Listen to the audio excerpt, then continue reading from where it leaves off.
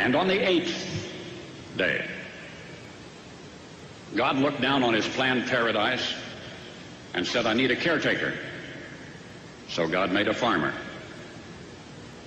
God said, I need somebody willing to get up before dawn, milk cows, work all day in the fields, milk cows again, eat supper, then go to town and stay past midnight at a meeting of the school board. So God made a farmer. God said, I need somebody willing to sit up all night with a newborn colt and watch it die, then dry his eyes and say, maybe next year. I need somebody who can shape an axe handle from a persimmon sprout, shoe a horse with a hunk of car tire, who can make harness out of hay, wire, feed sacks, and shoe scraps, who planting time and harvest season will finish his 40-hour week by Tuesday noon, and then pain in from tractor back, put in another 72 hours. So God made a farmer. It had to be somebody who'd plow deep and straight and not cut corners, somebody to seed, weed, feed, breed, and rake and disc and plow and plant and tie the fleece and strain the milk, somebody who'd bail a family together with the soft, strong bonds of sharing, who would laugh and then sigh and then reply with smiling eyes when his son says that he wants to spend his life doing what Dad does. So God made a farmer.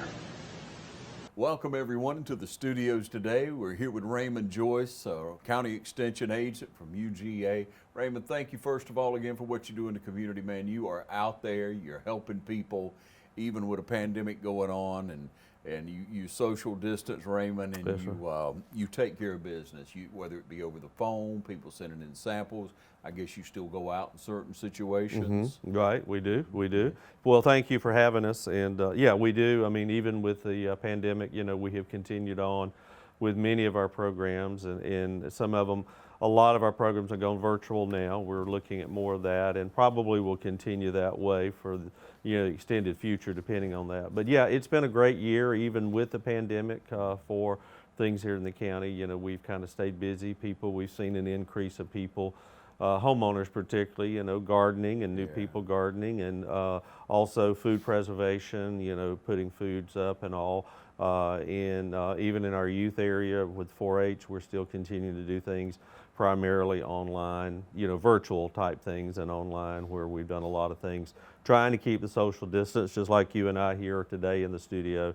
And we're, that 6 feet away, and wearing the mask as required. UGA requires us to do that when we're out meeting people, and so, we're staying. But it's been a interesting year, and most everybody's ready, like myself, to get over this and move on, and hopefully 2021 will be a better year. Yes, sir. But going through 2020, now you say you've been out to a lot of homeowners, a lot more gardening going on. I've seen that. Right. A lot of our local farm supply dealers, garden centers, seed stores, they have really been telling me they've had one of their better years or even best years that they've had in a long time, due to the fact that people are wanting to grow their own food, due to the potential, shortage. There was never a shortage of food in the country. It was just a matter of keeping it supplied to the stores, because we have plenty of food. It was just a matter of people hoarding, a lot of times buying extra food, or just the potential that, getting it to the stores, processing it, and getting it to the stores for people to have. But a lot of people wanted it local. We saw an increase in gardening. We saw an increase in locally grown livestock, people wanting to support our local meat markets and things like that, where they could get fresh, locally grown meat or produce meat that way that they could have, and we saw an increase in that as well. Yeah, and you got to love that, Raymond. It's good for everybody, isn't it? Oh, it is. It's great for not only just because of it's good for us eating local. We're saving a lot of transportation costs, but it's great for our farmers. They're not having to transport it to a further distance, with that. It can be, you can know who, just like at the farmer's market on Saturdays, you can see face to face who grew it. You see it being grown around. And then the other great thing is that you can say the satisfaction is, particularly with the vegetable garden, is, hey, I grew this, I cooked it, it's fresh right there.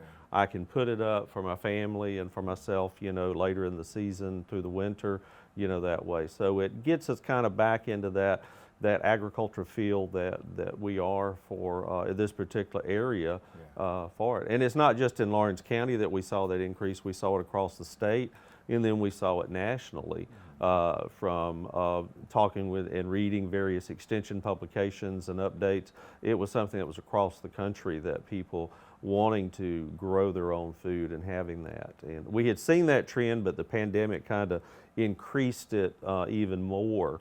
So that people were wanting to grow their own food. Yeah, that farm to table label has really been out for a lot longer than many people realize. Right. You've got farm to table, you got locally grown, farm fresh. People wanting to be able to see it, being able to see the actual producer, to meet the farmer, to meet them and see where it's grown. Just like here, we have a lot of people who grow small farm vegetables that direct market from their farm, and they had some of their best years as far as moving food. And it did put a strain on seeds, around the nation, because a lot of the seed producers weren't prepared for the increase. And so, there was a lot of demand for that, which we saw a lot of, stuff sold out that we normally don't see as far as seeds and things like that. But for our local garden centers, for our local farmers, small farmers, it was just a great thing to be able to produce it and sell it locally for it. And one of the great things about it, they can set their price, what the local market will bear, and so they can see it rather than having to deal with it on a statewide or national. But the farm fresh, the local produce, all of that are labels that are being used. Georgia grown, which is a part of the Georgia Department of Agriculture. When you see that Georgia grown label, whether it be in a grocery store or whether it be a roadside market, Georgia Farm Bureau has a certified market program that they do that you can see. You can go online and find those. And even now with Christmas coming up, there are Georgia grown Christmas trees that you'll be able to see and find that as well. But all of those programs have been real effective and very helpful to local agriculture here in Lawrence County. And I see it not only from the spring and summer, but now we've moved into the cooler season, and we'll see more things like the greens, and that has been real popular. And then we'll move back into next year, and hopefully this trend will continue. Yeah, you make me hungry on the greens. We'll take a short break and be right back with Raymond Joyce. Stay with us.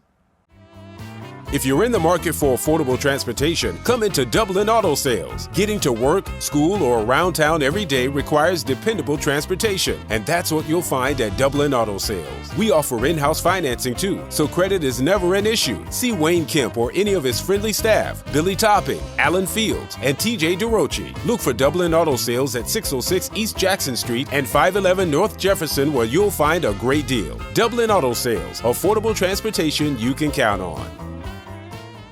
We're at Roach Farm and Garden, and hunting season is here. It's that time of year. Need to get your food plot going. Carry a full line of Rackmaster by Pennington Seed. Wildlife mix, deer mix, peas, oats, soybeans, iron clay peas, and wheat. And for your dove hunters, Milo, sunflowers, and feed wheat. Even carry Mojo decoys. Full line of trophy feeders, gravity and spin feeders. And once you get them, you need to have something to put in them. With bulk corn, we got corn on the cob, deer feed from ADM, Antler Extreme, and 4S Draw. You will soon need something to cook all the game. We got grills, griddles, deep fryers, not to mention outdoor benches, chairs, and fire pits. Keep in mind, we got a full line of Carhartt clothes. Want to make your feet happy? Pick up a pair of boots. We got Rocky, Georgia Boot, and Twisted X. Need trail cameras or rechargeable batteries? We got Spy Point, Wild Game Innovations, Plot Watcher, and Stealth Cams. Come check us out. No time to get your minerals out in the spring? You still got time. Roach Farm and Garden carries salt blocks, mineral blocks, trophy rock, Vapple, and deer cane. Need a place to sit? We carry Millennium lock-on deer stands and tower stands from Custom Outdoors. Don't forget to pick up some Voodoo deer lure. It puts a hex on them. Come see us at Roach Farm and Garden, 2 locations, Dublin and Wrightsville.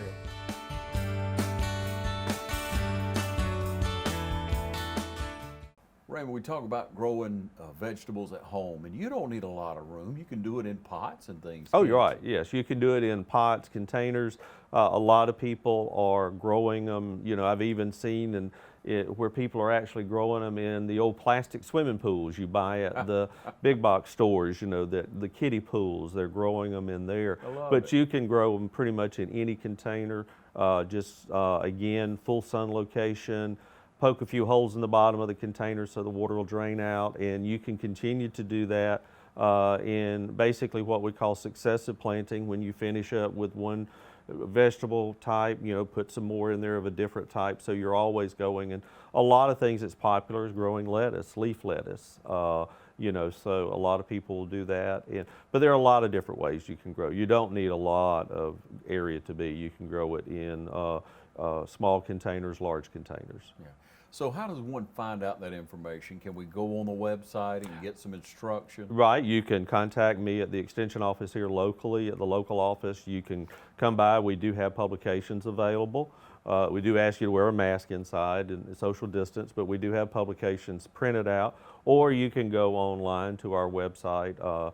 You can go to ugaextension.org or just type in UGA extension and on your search engine, and it will pull that up. And you can go in and look at the different publications that we offer. And you can also find sometimes some videos and other information that you can find there as well. But we have all kind of publications related to gardening.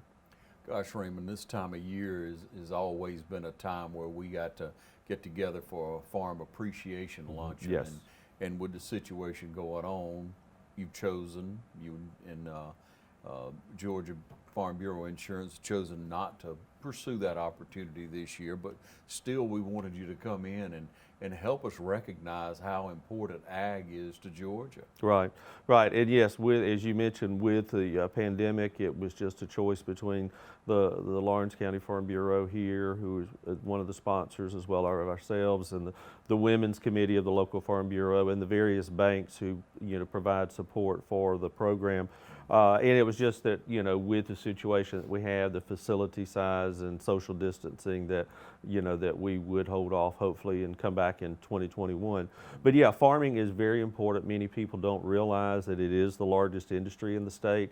It is the largest as far as economic engine contributor here in Lawrence County when you look at the numbers compared to the industries, all the other industries. But it is a very important thing, and it's our #1 industry in the state, #1 industry here.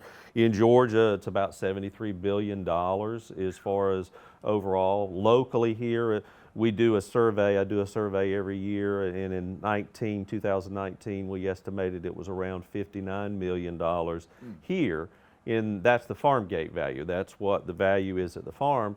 And then it's basically value added as it's produced, you know, as we take corn and process it into other products, soybeans into other products, cotton into clothing, that, and you factor that in, and it can double, triple, or even quadruple that number as far as the economic impact. And about one in every 7 Georgians are involved in agriculture across the state, whether it be an actual farmer, seed dealer, chemical dealer, fertilizer dealer, and then we move into the actual processing, where the processing goes into actually grain storage and then moving across the rails and trucks, and also, and then where the actual finished product is made, whether it be bread or whether, you know, all of those things are included that way. Yeah. So about how many acres of farmland would you say we have just in Lawrence County? In Lawrence County, it varies. I always have to go back to my notes, but in 2017, according to the farm census, that's one of the, although we have one that's been done since 17, it hadn't been published yet, but we roughly have about 155,000 acres actually in farmland, in acres. Now, and the average size in our county is around 247 acres based on the survey, and we have a little over 600 farms. And the definition of farm kind of varies, but you'll see that in the literature there as well. But probably our #1 income generator as far as farm income is our timber market. When we look at it, that's probably the #1 when you look at the sales of timber in the county and look at the amount of acres that we have in timber as well. Yeah, it's huge, and you look at the counties right around us, Johnson, Twiggs, Troutland, all the way around us, you know, Bleckley, Dodge. Right. Is just a huge impact our area right here has on the state. Right, it is. I mean, it is one of the, you know, we are top as far as in forestry in the nation, as far as forestry output. And again, it is a renewable resource. We can, you know, cut the trees, utilize them, but in the meantime, we're putting trees back. And, you know, we can grow a pine tree now, say a loblolly with the genetics that we have now. We can grow that tree to market in about 15 years as compared to where it used to be 20 or 25 years. Yeah. So, I mean, you know, the research and the technology and the genetics that we have now, but we are seeing it. You're probably seeing a lot of timber cut in the county this year.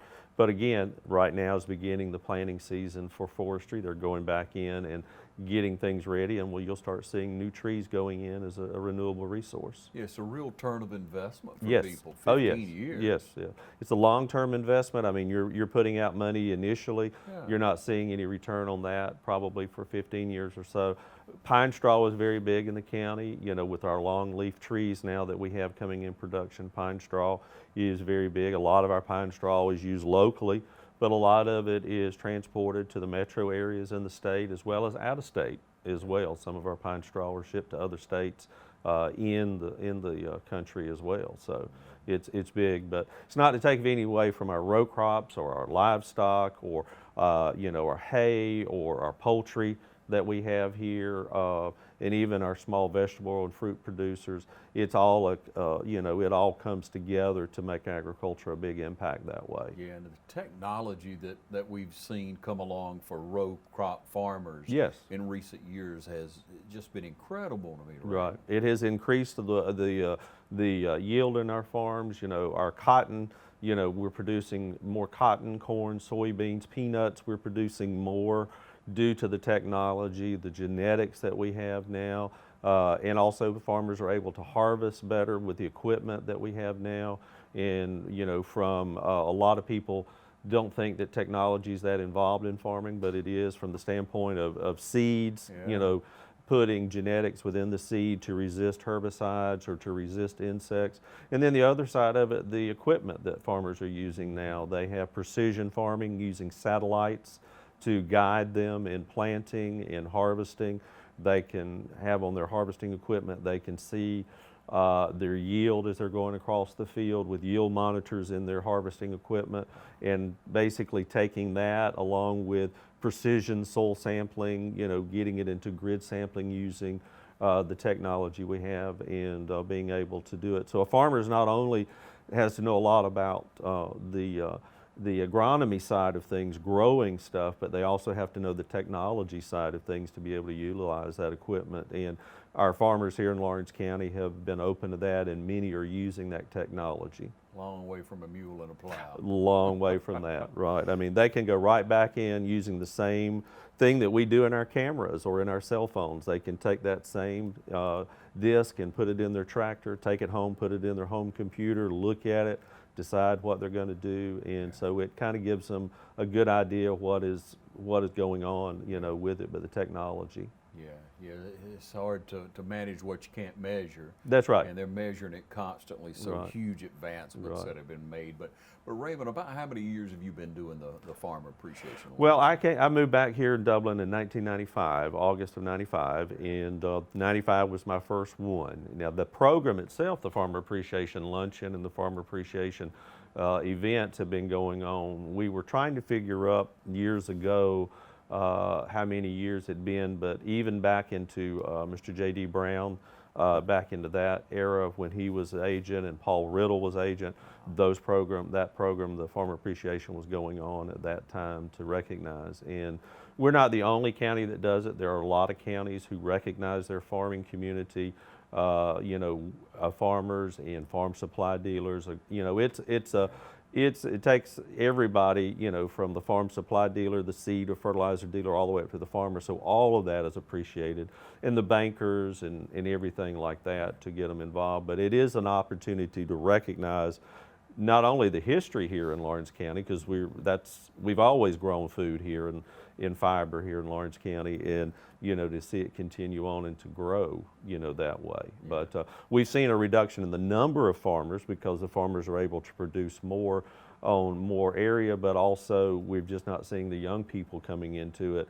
Although when I look at the UGA, I look at ABAC, Berry College, and see the number of kids that are getting into agriculture, particularly female. We've seen a lot more females getting involved in agriculture and as extension agents or as VOAG teachers or as business opportunities that way. And we've also seen that from minorities getting involved, with it.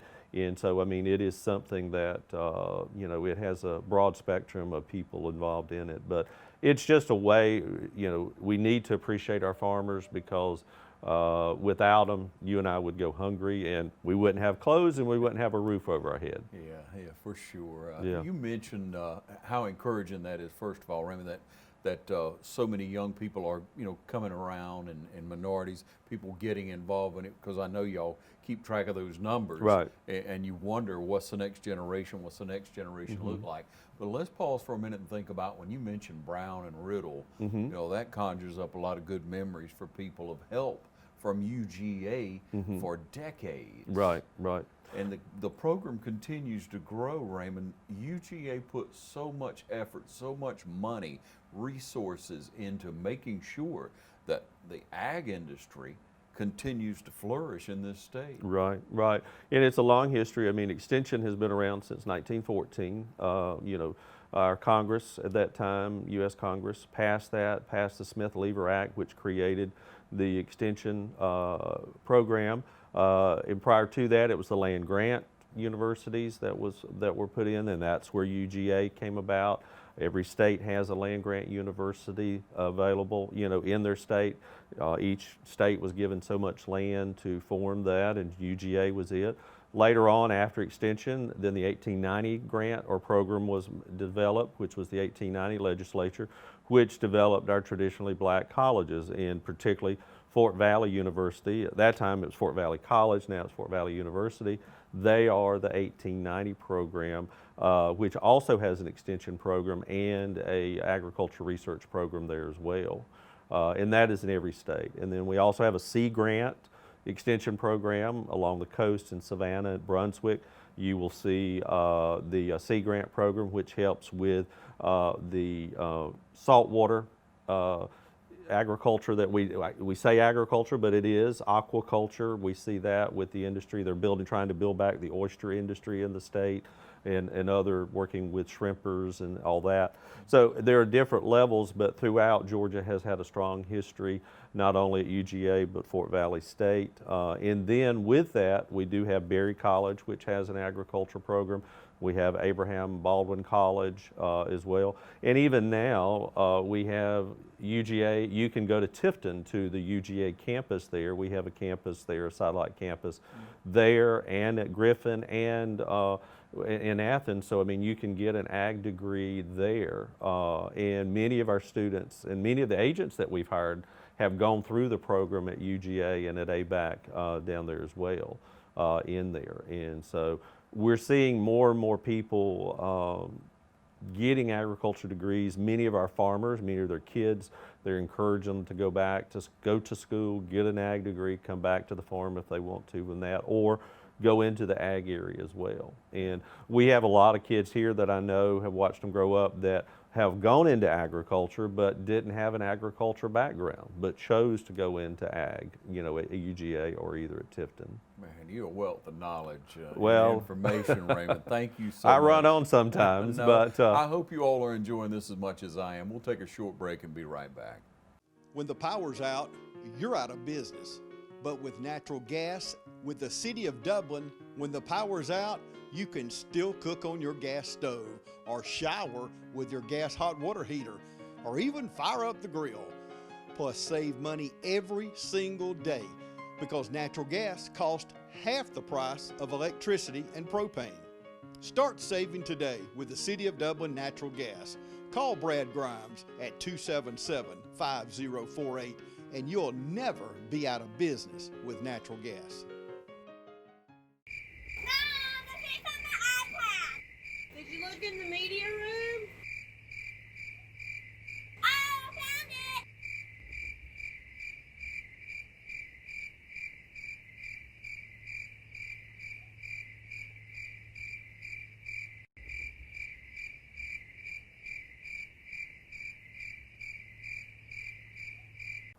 Back with you, again, Raymond, we want to pause and thank farmers, but you've just really brought a lot of knowledge to people that I didn't know, and I trust a lot of people out there didn't know the depths of opportunities that are available.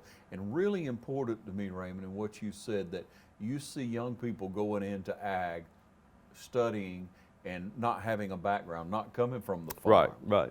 There's a lot of opportunity. A lot of opportunity for careers in agriculture out there, and a lot of the students, come from the metro area, as well as here locally. Like I said before, we have had, I know young people who they didn't grow up on a farm. Their parents didn't farm or grandparents, but they've chose now to go into agriculture, whether it be sales. I know a young lady here who works with a seed company, up in the Madison area. I know a lot of those that work, with have become chemical salespeople with them, and also agronomists with different various seed companies across the national, international companies that have done that. So I mean, it is an opportunity for it.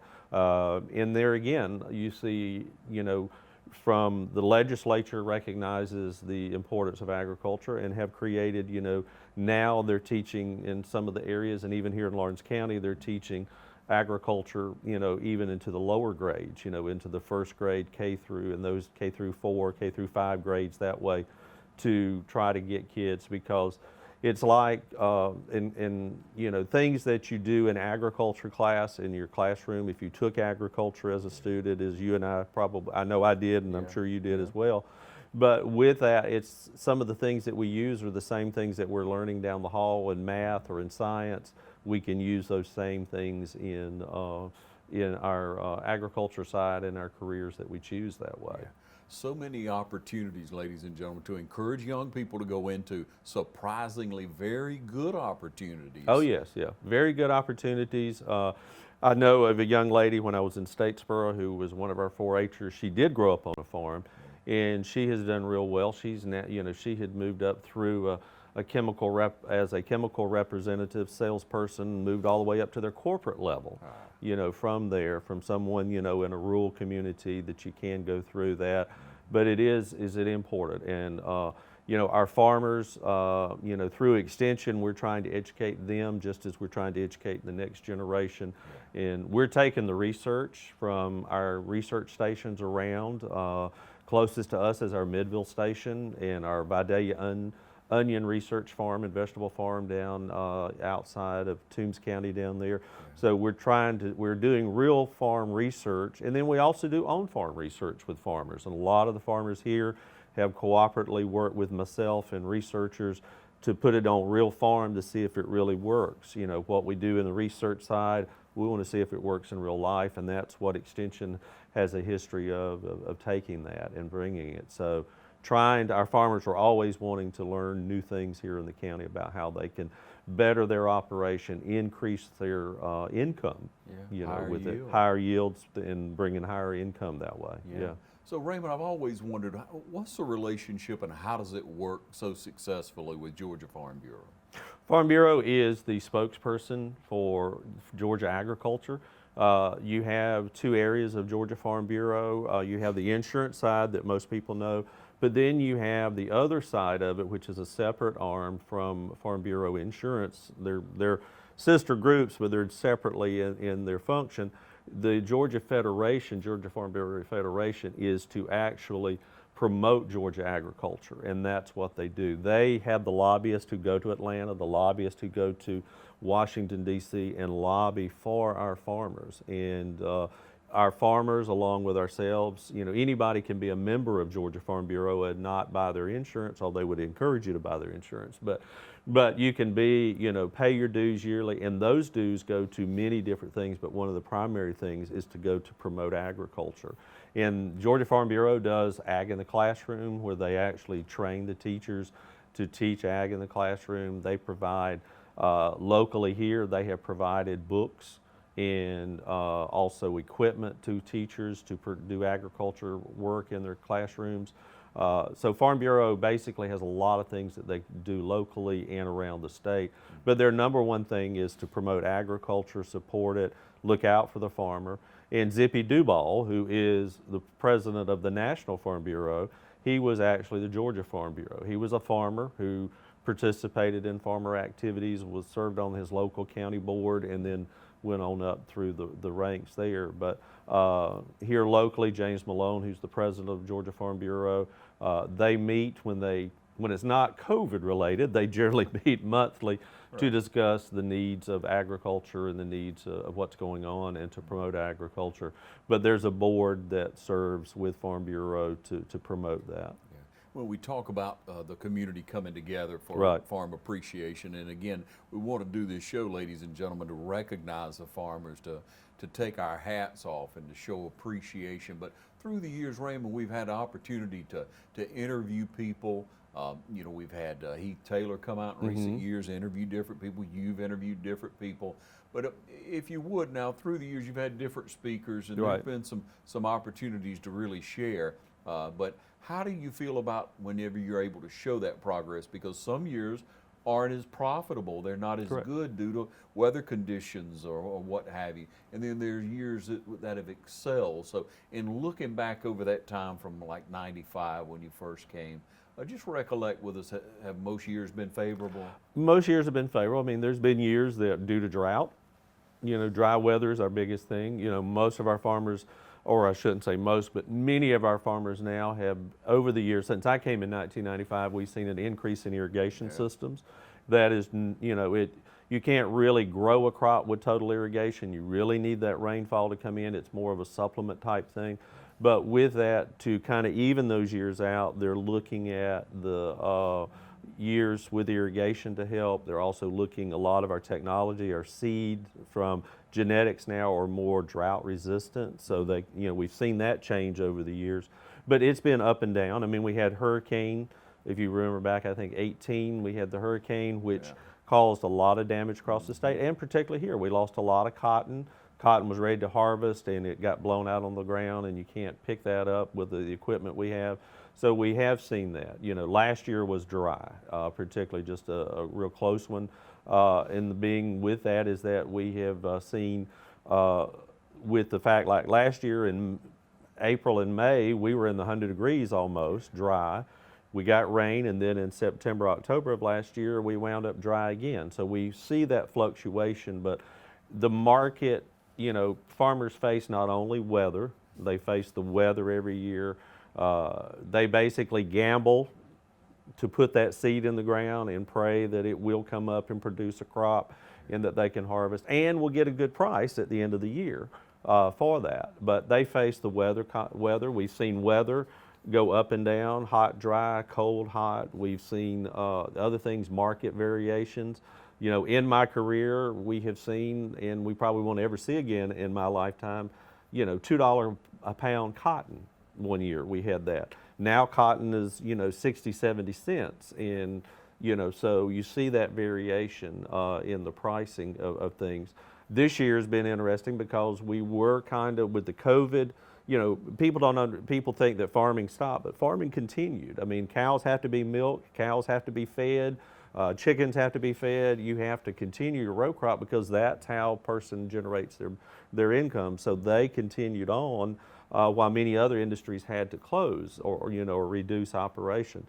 But the other side of it is that it varies year to year. We had farmers last year who, over the past years since 95, some of didn't harvest anything due to weather, dry weather particularly, and heat. And we've had some years where we've had bountiful crops. We ran out of space to put all the crops some years, so it varies with it.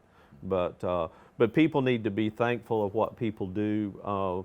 You know, one of the things with farmers, they're not in it to make the money. A lot of people see that. It's that, y'all, you're making all this money. You've got to have a love, you've got to have a desire, a heart to do that, because yes, that individual probably could go and do another job and probably make more money than what they're making, but it's the love of tilling that soil, seeing that seed grow into something, or a baby calf being born, you know, and watching that calf over its lifetime grow up. And so it's, but yeah, going back to your, I'm rambling, but going back to your interesting question, which is that we have seen over my career, we've seen that ups and downs. And many farmers mark that by a good year, bad year, depending on what the weather does. But Raymond, you hit the nail right on the head. Thank you for sharing, because that's what I wanted to hear from you, is that love of that farmer. Mm-hmm. That's what they love doing. Right. It's in their heart. Right. It's just like, you know, any career or any love you have, whether you be a painter, an artist, you know, or anything, or if you be a school teacher, you have that desire. It's just like with farming, they, you know, that person, that individual has that, you know, that drive to get up every morning and to farm, and you know, and to see that, and they have that willingness to do that, and to be out there on a 100-degree day working in their fields when everybody else is in air conditioning. But it's a love and desire that they have. Yeah.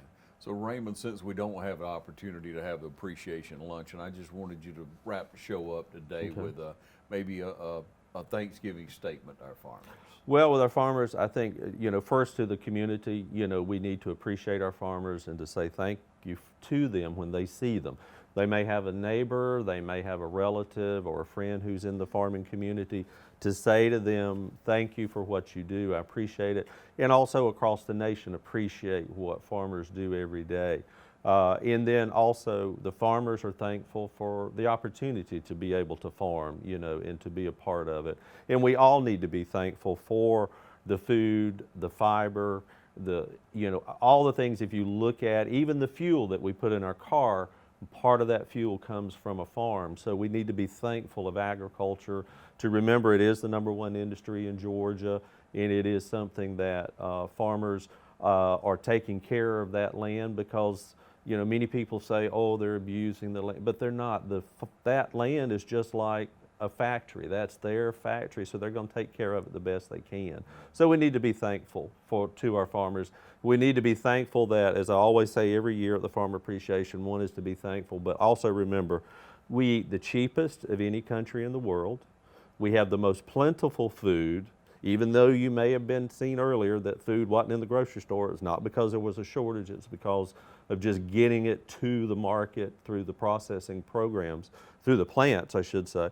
And then we eat the safest food. Our food is safe. Although you will hear of certain things, recalls, but you know, we eat the safest food in the world. So be thankful to the farmers and to the farm supply dealers, the extension agents, the school teachers who teach vocational agriculture, all of that, the college, everything is interconnected and ties back to agriculture. But just be thankful when you sit down Thanksgiving, but also be thankful every day of what we have as far as the food and fiber that we have. Yeah, Raymond, Joyce County Extension Agent here in Lawrence County. Thank you so much. And ladies and gentlemen, happy Thanksgiving. And on the 8th day, God looked down on his planned paradise and said, I need a caretaker. So God made a farmer. God said, I need somebody willing to get up before dawn, milk cows, work all day in the fields, milk cows again, eat supper, then go to town and stay past midnight at a meeting of the school board. So God made a farmer. God said, I need somebody willing to sit up all night with a newborn colt and watch it die, then dry his eyes and say, maybe next year. I need somebody who can shape an axe handle from a persimmon sprout, shoe a horse with a hunk of car tire, who can make harness out of hay, wire, feed sacks, and shoe scraps, who planting time and harvest season will finish his 40-hour week by Tuesday noon, and then painin' from tractor back put in another 72 hours. So God made a farmer.